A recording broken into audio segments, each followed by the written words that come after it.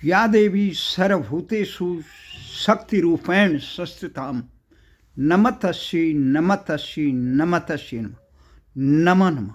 नमस्कार। विश्व समाधान मंच प्यारा उत्तराखंड में आप सबका स्वागत है। आज 8 जनवरी 2026 की सायंकाल एक गंभीर विषय पर हम चर्चा करने जा रहे हैं कि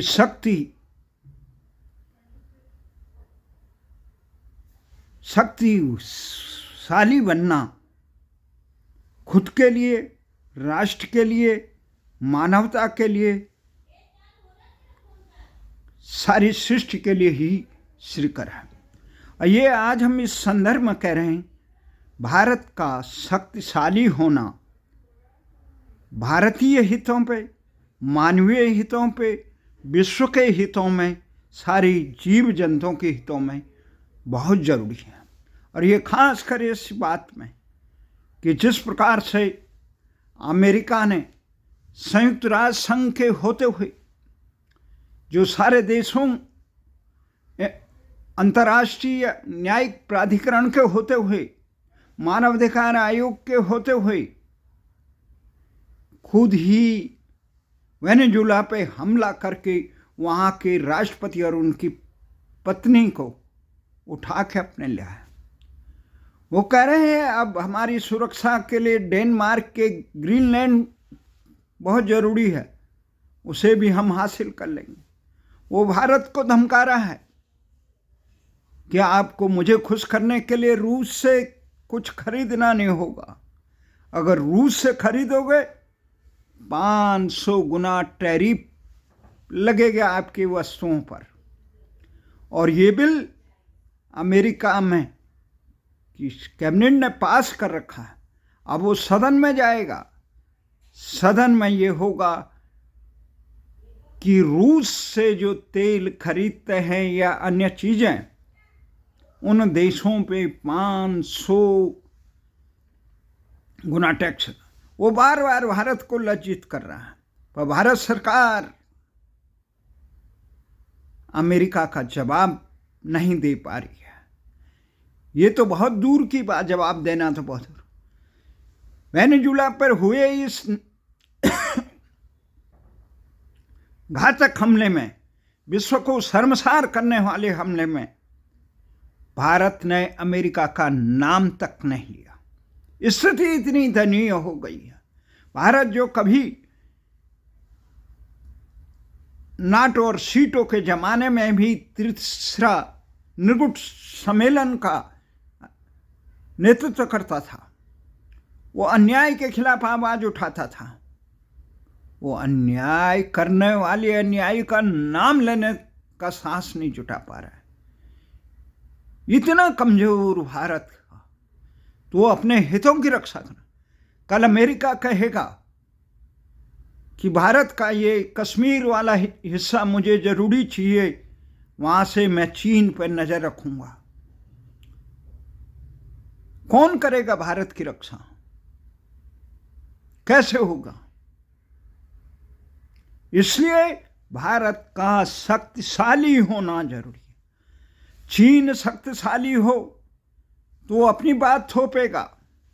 रूस शक्तिशाली हो या अमेरिका शक्तिशाली हो, वो अपने वर्चस्व को जानेगा। भारत शक्तिशाली हो, वो प्राणी मात्र के कल्याण के लिए काम करेगा, सबके हितों की सुरक्षा करेगा, किसी पे हमला नहीं करेगा। भारतीय संस्कृति ये सिखाती है, अन्याय सबका साथ, सबका विकास, सब ये सिखाती है। सबके हित में, केवल मानवता के हित में नहीं, जड़ चेतन के हित में, इस सृष्टि के हित में, इस ब्रह्मांड के हित में। जो संकल्प है हमारे संकल्प में, भारतीयता के संकल्प में, संसार में ऐसा संकल्प अन्य गैर भारतीय धर्मों में कहीं नहीं है। जो कहता है अंतरिक्ष शांति, पृथ्वी शांति, वनस्पति शांति, आपा शांति, सबकी मंगल की कामना करता है, जड़ चेतन के कल्याण के करता है, क्योंकि उसका मानना है जड़ चेतन में सारी जगह, वो कोई जगह नहीं है जहां परमात्मा, ईश्वर सर्वभूतेषु वासुदेव सर्वम, सारे प्राणियों में ही परमात्मा है और परमात्मा के अलावा इस सृष्टि में कोई नहीं। ऐसा एक सनातन धर्म है जिसको सिखाता है सहनो भवन्तु।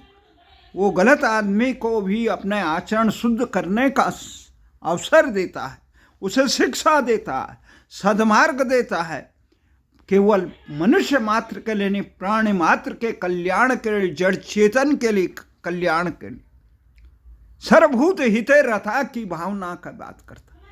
इसलिए भारत का शक्तिशाली होना बहुत जरूरी है। आज अगर भारत शक्तिशाली होता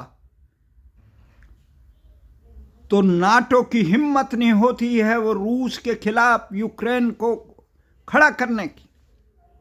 हम मजबूती से उसकी निंदा करते हैं यूक्रेन की। हाँ, रूस आतताई नहीं है। रूस ने केवल यही कहा यूक्रेन नाटो के साथ खड़े मत हो, जो रूस को तबाह करने के लिए, सोवियत संघ को तबाह करने के लिए बना हुआ है।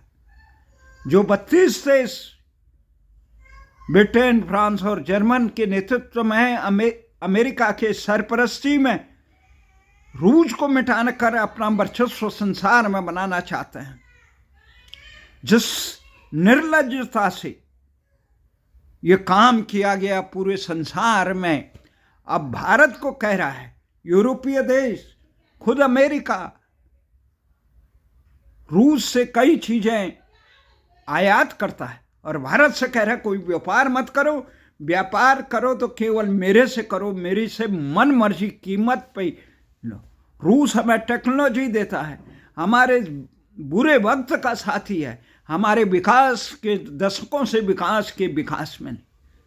तो ऐसे गाढ़े वक्त के मित्र से मित्रता छोड़कर आतताई व्यक्ति जिसने पाकिस्तान का साथ दिया, जो अलोकतांत्रिक सरकारों को, आतंकी सरकारों को संरक्षण देता है, पाकिस्तान की अलोकतांत्रिक सरकार को, बांग्लादेश की अलोकतांत्रिक सरकार को संरक्षण देने वाला केवल अमेरिका है।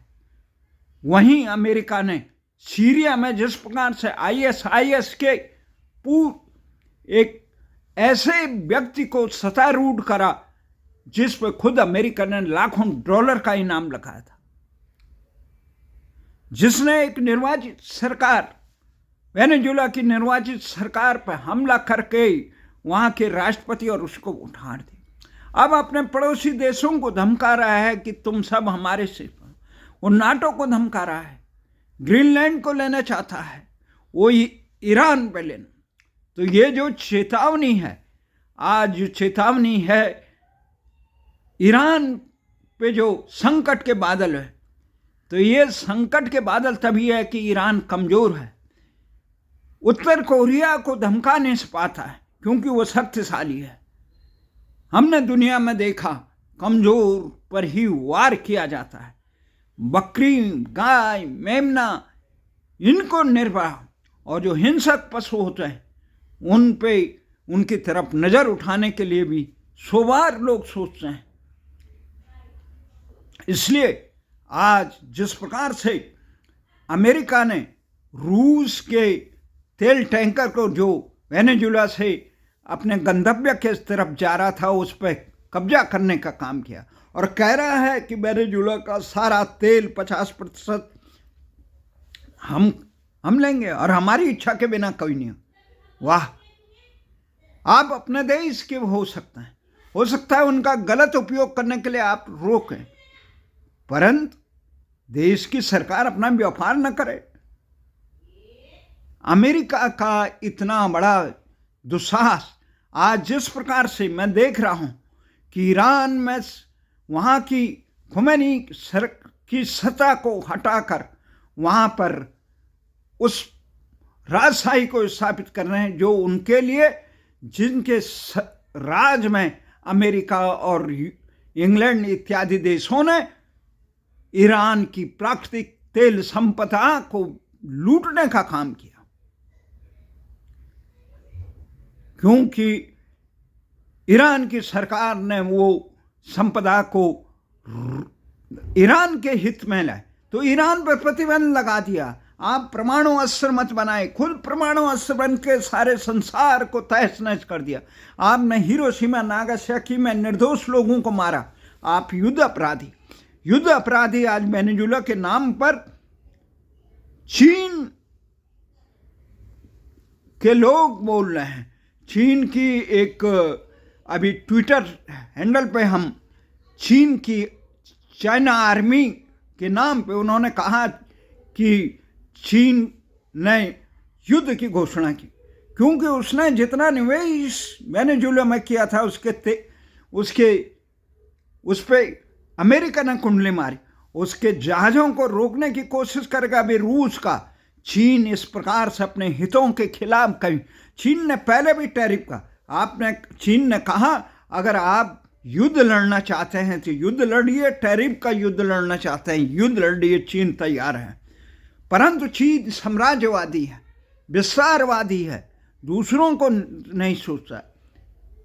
जिस प्रकार भारत के खिलाफ चीन काम कर रहा है, तिब्बत के खिलाफ चीन काम कर रहा है, ताइवान पे उसका हक के बारे में हम नहीं बोलेंगे, परंतु भारतीय भूभाग पर जिस प्रकार से हमला करना, जिस प्रकार आतंकी पाकिस्तान को संरक्षण देना, चीन ने अपने देश में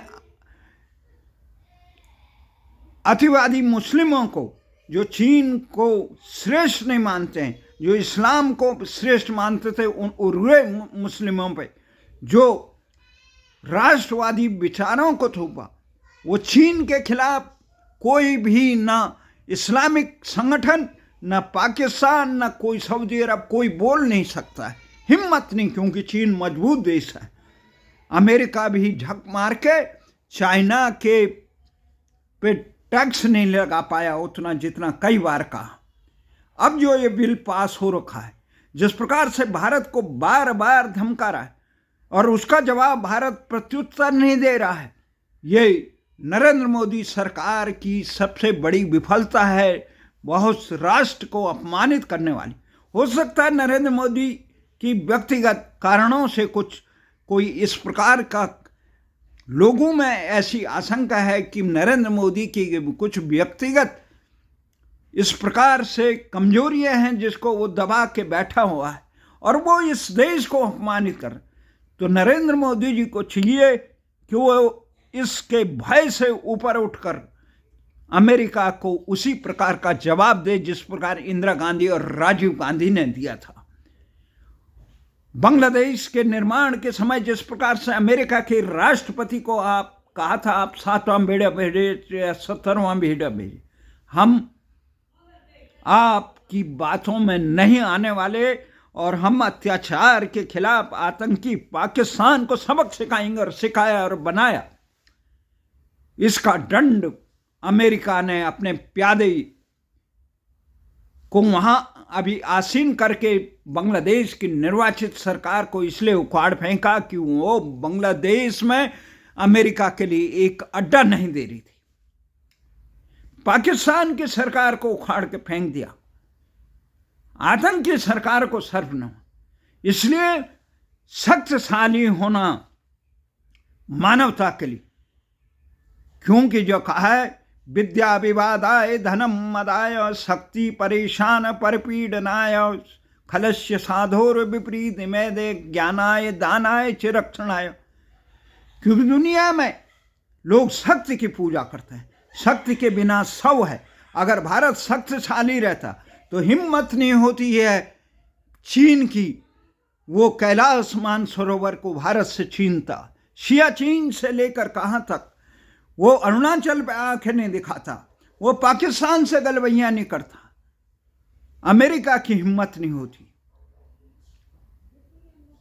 परंतु शक्तिहीन और स्वाभिमानी आज के देश की राजनीतिक पार्टियों में ये स्वाभिमानी जिस प्रकार से तमाम विरोधी दलों को उठा के पटकने का काम किया जा रहा है राजनीतिक स्वार्थ के लिए, पर राष्ट्रीय हितों को मजबूत करने का काम देश की सरकार को करना चाहिए।